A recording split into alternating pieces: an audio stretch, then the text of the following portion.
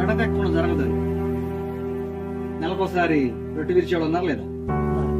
ఉన్నారా? సంవత్సరంకి ఒకసారి, లేకపోతే డిసెంబర్ 25 రోజు, జనవరి 1 రోజు, 1వ తారీఖు కాదు.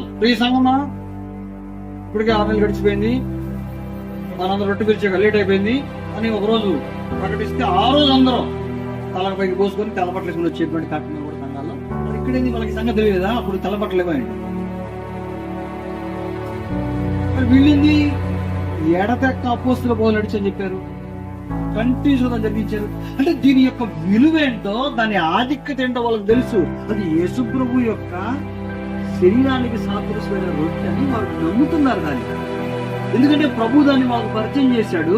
అలాగే అపోస్తుల ద్వారా దాన్ని వాళ్ళకి ఆజ్ఞా